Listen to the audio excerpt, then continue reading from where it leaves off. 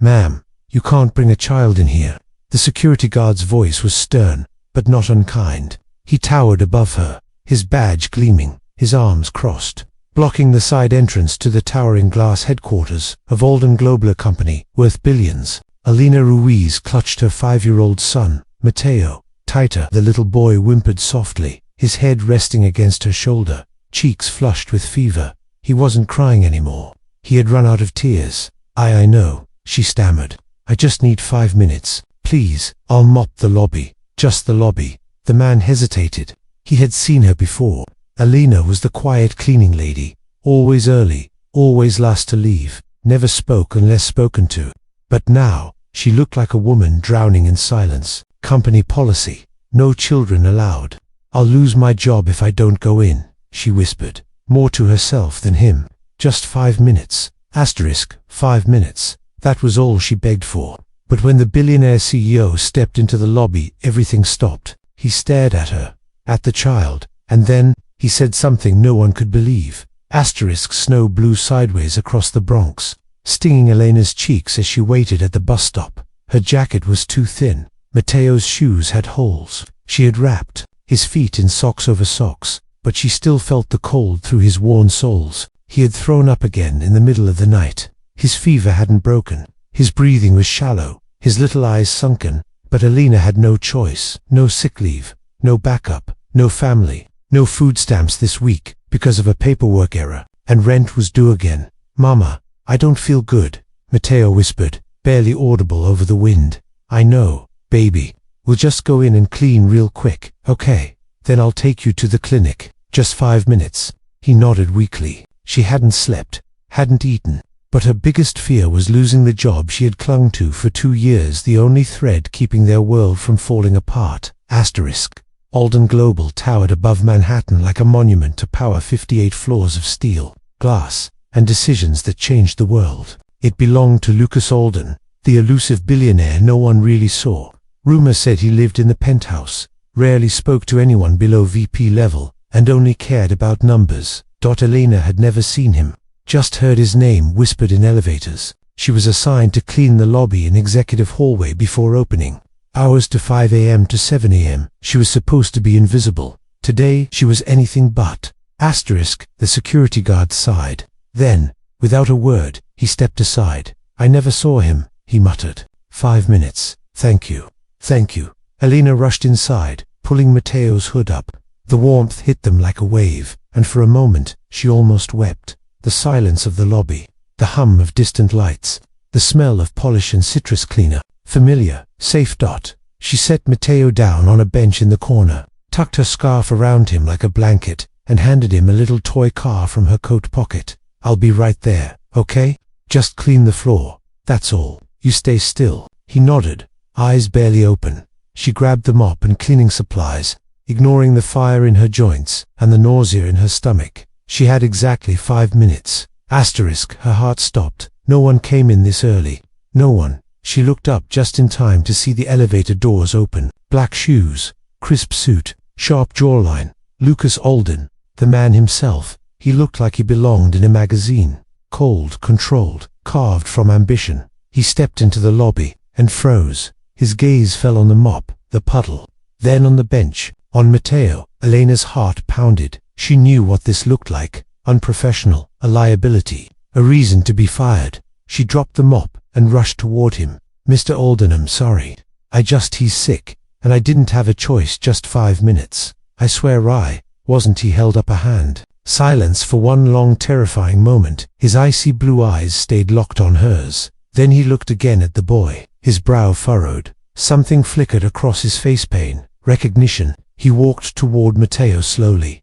Alina instinctively stepped in front of him, shielding her son. He stopped, not offended, not angry. Softly he asked, "What's his name?" She blinked. "Mateo." "How old?" 5. His eyes lingered on the boy's shivering form. Then he said something she never expected. "Bring him upstairs." Alina thought she misheard. "The executive floor." He nodded once. "I have a private lounge. It's warmer and quieter. Come." She hesitated. I don't want to lose my job." He turned to her, his voice low but certain. "You won't."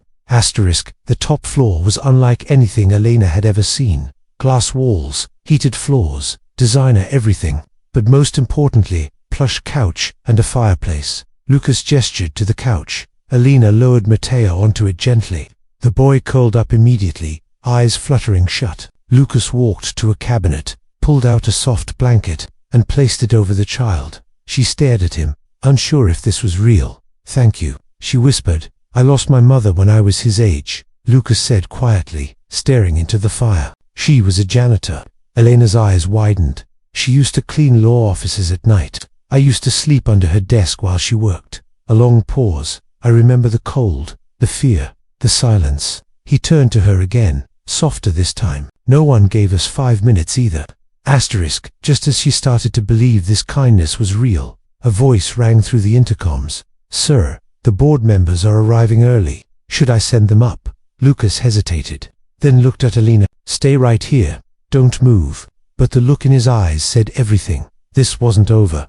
Something about this moment had shaken him to his core, and now everything was about to change. The fire crackled softly in the background as Elena sat frozen on the edge of the leather couch. Her eyes stayed locked on Matteo's pale face, his tiny chest rising and falling with shallow breaths beneath the luxurious blanket. She was afraid to move, afraid that at any second someone would burst through the doors and tell her this was all a mistake, that she didn't belong here. She looked toward the man standing by the glass wall, his back to her, hands clasped behind him as he stared out over the city skyline. Lucas Alden, the billionaire, the untouchable name on the building she cleaned every morning, the ghost everyone whispered about but never saw. And here he was, silent, statuesque, and nothing like she had imagined. In fact, he looked haunted. "Do you need anything for him?" he asked, without turning round. The question pulled her from her trance. She blinked, unsure if she had imagined his voice. "Elena," he said, this time softer, turning toward her.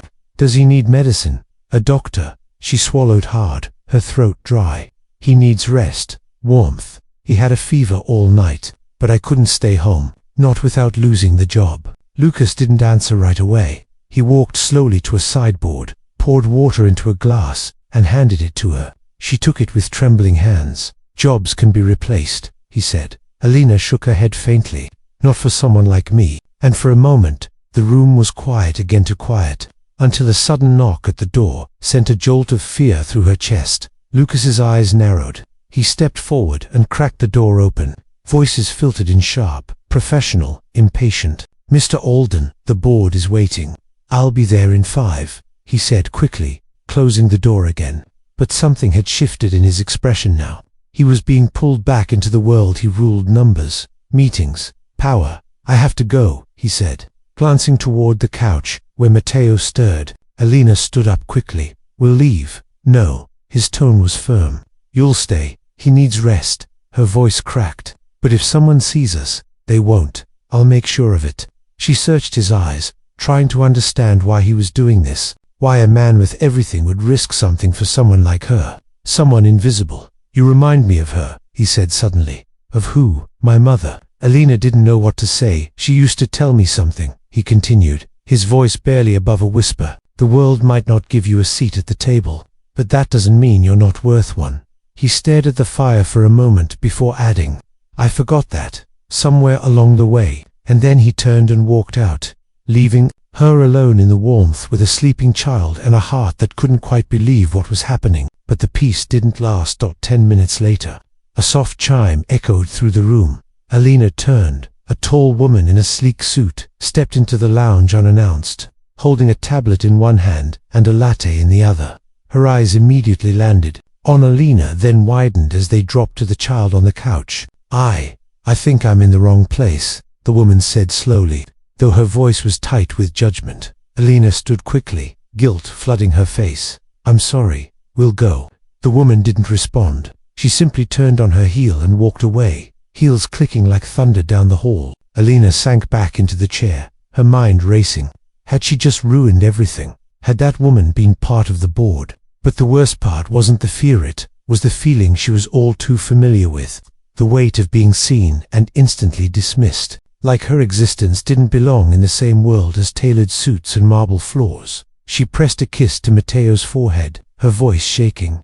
"I'm sorry, baby. I thought maybe someone finally saw us." The door opened again. Lucas, but this time, he wasn't alone. 2 more people entered behind him, an older man in a dark grey suit and the same woman from before. The older man paused, then frowned. "Mr. Alden, may I ask why there is a guest in the executive lounge?" Lucas didn't flinch. "She's not a guest, she works here." The woman's eyebrows lifted in disbelief. "With all due respect, sir," she began carefully, "this is highly irregular. Liability, image, her son is ill. She had no one to leave him with. I asked her to stay here, but that's enough." His voice was sharp, final, not loud, but filled with authority, the kind that ended discussions. Alina felt like the room was spinning. She stood, arms instinctively around Mateo. "I didn't mean to cause trouble," she said, her voice shaking. "I just needed 5 minutes." Lucas turned to her. "You're not in trouble." The older man cleared his throat. "We can resume this conversation later, Mr. Alden." Lucas nodded, and the 2 left, though the woman cast one last glance at Elena's, something between confusion and contempt. When the door clicked shut, Lucas let out a breath and ran a hand through his hair. "You'll stay as long as he needs." Alina shook her head. "I don't understand why you're helping me." He looked at her then, really looked, because someone should have helped her, my mother. That was when she realized something. This wasn't just about kindness. It wasn't pity. It was personal. She opened her mouth to speak, but her phone buzzed. A text from her landlord. "Final notice. Eviction in 48 hours. She stared at it, the numbers blurring through her tears. Lucas noticed. Bad news. She hesitated, then showed him the screen. He studied it for a moment, then asked, "How much do you owe?" "No, I didn't show you for that," she said quickly, flushing. "I'm not asking for anything. You've done enough." But Lucas was already reaching for his phone. "Alina, you're not asking. I'm offering." "Why?" His gaze was steady.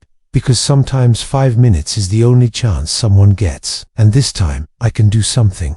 Outside, the snow was still falling, but inside, something else was unfolding. Something warmer, stronger, something unexpected. Alina didn't know what would come next, but for the first time in years, she didn't feel alone. The next morning, sunlight spilled gently across the penthouse windows, casting golden reflections onto the polished marble floors. Alina stirred from the plush armchair where she had sat all night, never once falling fully asleep. Every time she tried, her eyes would drift back to Mateo, even though his fever had gone down and his breathing was steadier.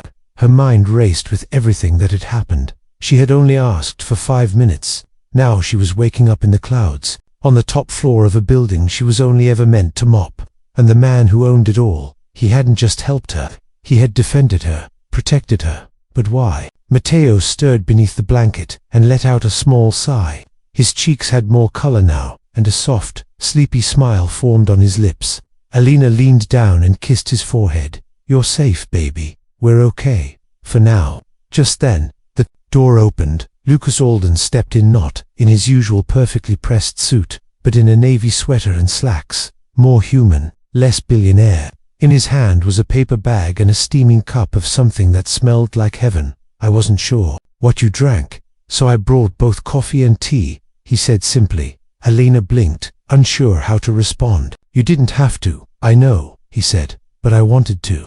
He handed her the bag. Inside was a fresh croissant and a small container of strawberries. Mateo sat up slowly, rubbing his eyes. When he saw Lucas, he froze, his little body going tense. "It's okay," Alina said quickly, kneeling next to him. "He helped us, baby. This is Mr. Lucas." Lucas crouched down until he was eye level with the child. He didn't smile in a forced way. He didn't speak down to him like most adults did. "You had a tough night," he said gently. "You're very brave." Mateo's eyes darted to his mother, then back to Lucas. "Are you a doctor?" "No," Lucas replied with a slight smile, "but I'm learning how to help." There was a pause. Then Mateo nodded solemnly. "Okay." Alina let out a soft laugh. She hadn't heard her son say a full sentence since yesterday morning. Lucas stood and walked to the window, sipping his coffee. "You know, Alina, when I was your son's age, I used to think people with power would always notice people like us, that someone would see the struggle, step in, save the day." He turned, his expression unreadable. "They didn't." She looked at him, her voice quiet. But you did. I almost didn't, he admitted. I almost walked past you yesterday. I was late for a meeting. I had 1,000 things on my mind. She nodded, understanding. That's what people do. They walk past. I'm tired of walking past. The room fell silent. A moment passed. Then Lucas took a step closer, his voice low and thoughtful. I have a proposal for you. Elena's heart skipped. A proposal. I want to offer you a different position here, not as a cleaner. He paused. I've seen how you care for detail, how early you arrive, how you treat every corner of this building like it matters. That's rare. I could use someone with that kind of loyalty and discipline. She stared at him, stunned. What kind of position? My personal assistant, part-time to start, flexible hours, and I'll arrange childcare for Matteo while you work. It felt like a dream so beautiful. She was afraid to breathe in case it shattered. Why me? She asked quietly. He didn't answer immediately. Then finally, he said, because I know what it means to fight for every day. And I see that fight in your eyes. Elena felt her throat tighten. She had spent years being invisible, years believing that dreams were only for people with enough money to risk everything. And now, here she was, being seen, really seen, by the last person she ever expected. But just as she was about to respond, her phone buzzed again. She glanced at the screen and her stomach dropped. It was a message from her old supervisor, the company she cleaned for. Someone must have reported what happened yesterday. Due to violation of employee conduct, your services are no longer required. Please do not return to the premises. Elena's hands trembled. Her job, the one she clung to like a lifeline, was gone. Just like that, she looked up, struggling to hold back tears. Lucas watched her silently for a moment, then stepped forward. That job is behind you now, he said firmly. You deserve better. You deserve a future. But Elena shook her head. What if this is just a moment? What if all of this disappears tomorrow, and I'm back where I started? Lucas stepped closer, his voice steady. Then I'll find you again. And with that, something inside her shifted. She didn't trust easily. She had learned too many hard lessons about empty promises. But this time Mitt didn't feel empty. Still, she wasn't ready to say yes. Not yet. Not when her world had just flipped again. I need time, she whispered. You have it, he said. He looked at Matteo once more. And he has it too. And then he left the room quiet, respectful, leaving her with space, not pressure. Elena sat back down on the couch, pulled her son into her lap, and held him close. She had come into the building begging for 5 minutes. Now, for the first time in years, she had more than just time. She had a choice, a chance, and maybe, just maybe, a beginning. The next 3 days passed like something out of another life, quiet, warm, and still too good to be real. Elena and Matteo stayed in a small private suite just off the executive floor, tucked away behind a corridor most employees didn't even know existed. Lucas had arranged everything himself, from a pediatric doctor who visited discreetly and declared Matteo stable, 2 meals delivered at Elena's request, simple and unassuming, just how she preferred it. But peace never stayed for long when you came from a life where everything could collapse overnight. On the morning of the 4th day, Elena stood by the tall windows, watching the city buzz below. Matteo was napping again, still a bit tired, but much better. His fever had broken.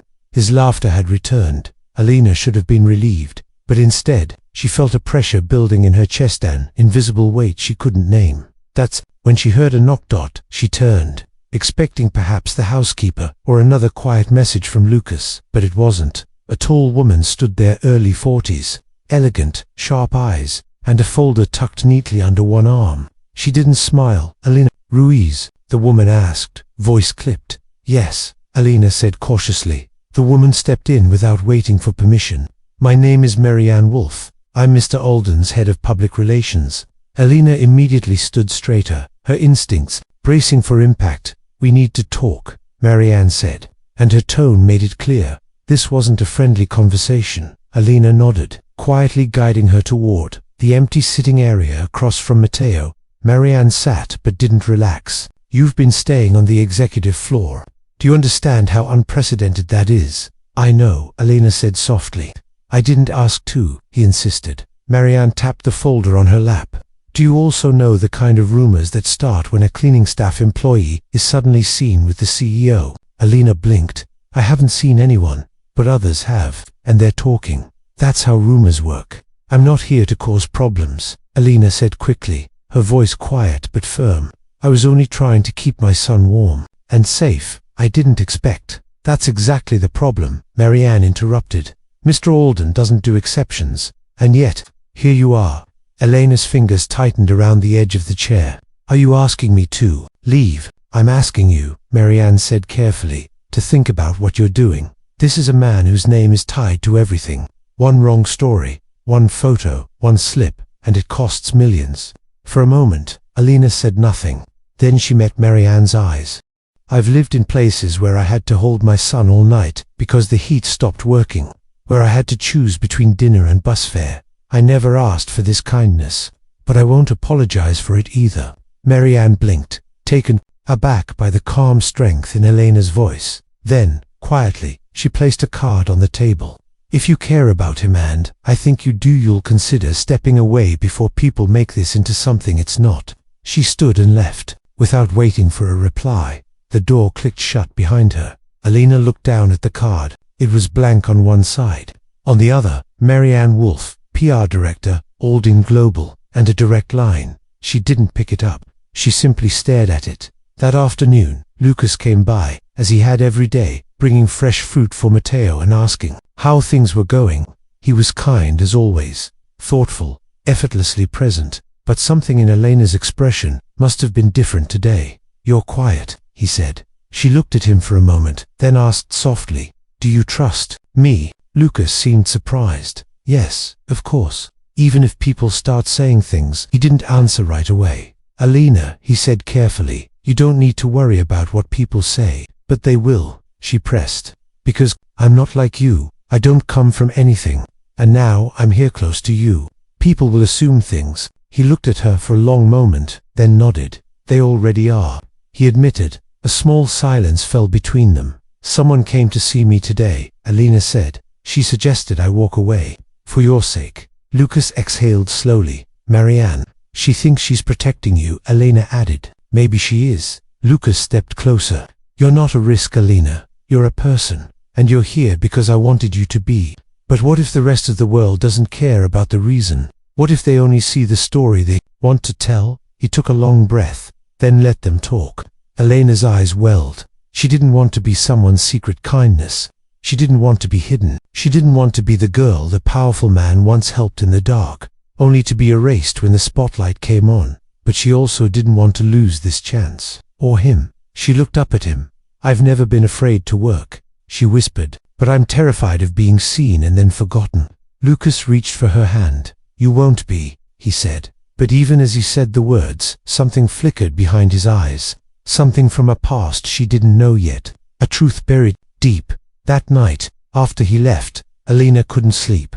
She stood at the window, looking out at the glittering city. For the first time in a long time, she wasn't just fighting for survival. She was fighting for something real. But she also knew, people like her didn't get to keep dreams like this without a cost. And someone, somewhere, was already preparing to collect. The storm didn't come with thunder.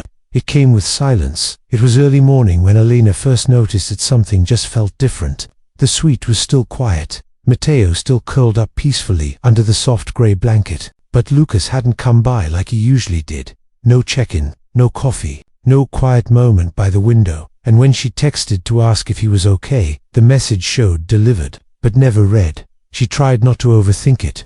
Maybe he was just busy. Meetings, calls, 1,000 things that ran an empire. But something in her heart whispered otherwise. The knock came hours later, not from Lucas, but from security. 2 men in dark suits, polite but distant.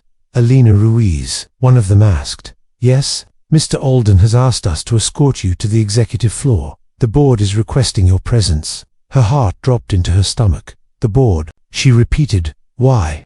They didn't answer. She glanced back at Matteo. He was still asleep, but safe. She touched his forehead gently, then followed the men out. The walk down the corridor felt impossibly long, each step echoing with dread. She had no idea what was waiting for her on the other side of those glass-paneled doors, but she had a feeling this wasn't just a conversation. It was something else, something bigger. When she stepped into the boardroom, everything inside her, went cold. 12 men and women sat around the long table.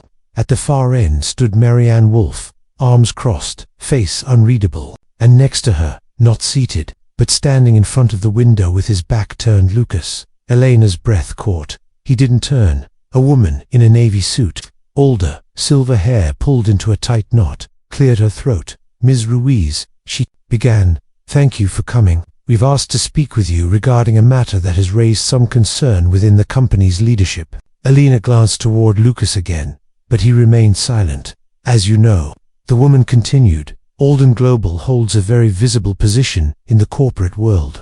Its reputation is built not just on business but trust, transparency, and professionalism. Mr. Alden has recently taken actions that we feel may reflect a lapse in judgment." The words struck like ice. Elena finally found her voice. "If this is about me, I never." The woman held up a hand. "We are aware of your circumstances, and we're not here to judge you, Ms. Ruiz. We understand you are placed in an impossible position.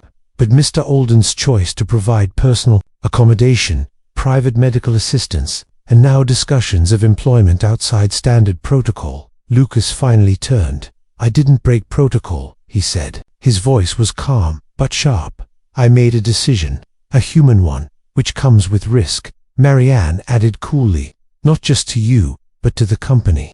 The room fell silent. Then Lucas stepped forward. "You want answers?" he said. "Fine, I'll give them to you." His eyes locked on Elena for a brief second, full of something she hadn't seen before. Not shame, not fear, but pain. "I wasn't going to say this publicly," he began, "because it isn't anyone's business. But since I'm being forced to explain myself, here it is." He looked straight at the board. "When I was 7, my mother died of pneumonia. She was a janitor at a small law firm. She got sick but couldn't afford to take time off, so she kept working until her body gave out. No one offered her help. No one even noticed she was sick until it was too late." He paused. "I've lived in silence ever since. Built walls, built this empire, and maybe I forgot what it meant to be one of the people no one sees." He turned back to Elena, and then she walked in. The room held its breath. "I didn't help her out of guilt. I helped her because I saw something I lost a long time ago. Hope. I'm not going to apologize for it." The woman at the table exchanged glances with the others. "Lucas," Marianne said slowly, "this isn't just about personal feelings. There are shareholders. I am the largest shareholder," he cut in, "and if they want to vote me out over a cup of coffee and a warm place for a sick child to sleep, let them." Elena stood frozen. Her heart was in her throat. The weight of every word pressed into her like a storm. She had no idea he had carried this inside. No idea this story, his mother, his grief, was buried beneath his calm exterior all along. She wanted to speak, but she couldn't find the words. The older woman at the table finally said, "No one is calling for your resignation, but we hope you understand the sensitivity of the situation." Lucas nodded once, then looked at Elena again. "I won't let her be punished for something I chose." That was the end of the meeting. They dismissed her politely, the tension still. Cliff, the judgment not spoken but present. Back in the hallway, she waited. Lucas came out minutes later. He looked tired, worn. She walked toward him. "You didn't have to do that." "Yes," he said, "I did. Now they're watching you, doubting you. They already were." She searched his eyes, trying to find the man she had met in the firelight just days before. He was still there, but now she could see the wounds he'd spent years hiding. "Why did you never tell anyone?" she asked softly. "Because I thought weakness would cost me everything," he said. "But it turns out, hiding costs more." That night, Lucas didn't return to the suite, and when Elena woke up the next morning, there was a note by the door, slipped under the crack. One line, "Don't go anywhere. I'm not done fighting." She folded the paper slowly and pressed it to her chest, because she wasn't done either. Not with him, not with this. But what neither of them knew was that someone else had been watching, and the storm that was coming next would force a truth out that neither of them was ready for. The knock at the door came before sunrise. Elena was already awake, sitting by the window, watching the skyline slowly fade from midnight blue to soft gray. She hadn't slept. Not after the board meeting, not after Lucas's note, not with the weight of uncertainty pressing so heavily against her chest. When she opened the door, she expected it to be someone from security, maybe another message from Lucas. It wasn't. A man stood there, Late 40s, clean-cut, familiar. Elena Ruiz, he asked. Yes, my name's David. I was Lucas's attorney. I'm also, he hesitated, then sighed, an old friend. Can I come in for a minute? She hesitated, unsure, but something in his exhausted honest made her step back and let him inside. Matteo was still asleep. The room was quiet. David sat down but didn't make himself at home. He held something in his hands, a photograph, folded in half. I didn't come from the board, he said, and I'm not here to question anything. I just think you should know something. Elena's heart dropped. Is Lucas okay? He's fine, but I won't lie to you, he's under pressure, heavy pressure. The board didn't push him out, but it's not over. There are investors threatening to freeze accounts. The press is circling, and someone leaked a story. Elena's stomach sank. About me? No, David said. About his past. He handed her the photograph. She unfolded it slowly. It was a boy, maybe 7 or 8, standing beside a woman in a faded apron outside an old brick building. The woman had tired eyes and worn hands, but she was smiling, arms wrapped tightly around the boy. That's Lucas and his mother, David said softly. She cleaned offices at night, sometimes with Lucas asleep in the hallway. She died when he was still in elementary school. Pneumonia. No help. No one noticed until it was too late. Elena stared at the photo, her eyes burning. I know, she whispered. He told me. David nodded. He never told anyone else. Not even me, until now. Why now? Because of you. Elena looked up. David continued. Whatever's growing between you, it's not just charity. It's not just protection. You woke something up in him. Something buried so long he forgot it even existed. That matters. She didn't know what to say. Her throat was tight. Her hands trembled. David reached into his jacket and pulled out a manila envelope. He asked me to give you this, but said not to open it, unless things fall apart. Elena stared at it, afraid to touch it. Is he walking away? She asked quietly. David paused. He's trying to protect you. He's been fighting non-stop behind closed doors. But there's something else. He stood slowly, his voice lowering. There's a reason people are fighting so hard to push you out. And it's not just because you're a single mother, or because you were seen with him. Elena's eyes narrowed. Then what is it? David glanced toward the hallway, then said, because Lucas named you in his personal trust revision last week. If anything happens to him, if he loses control of the board or the company, he made it clear he wants you and Matteo protected, not just with a job or shelter, but permanently. Her breath caught. You mean he changed the trust? You and your son are listed for everything. Elena sat down slowly, the weight of it crashing over her like a wave. But why would he? Because he doesn't see you as a passing moment. He sees you as something real. Before she could speak, David added, but people found out.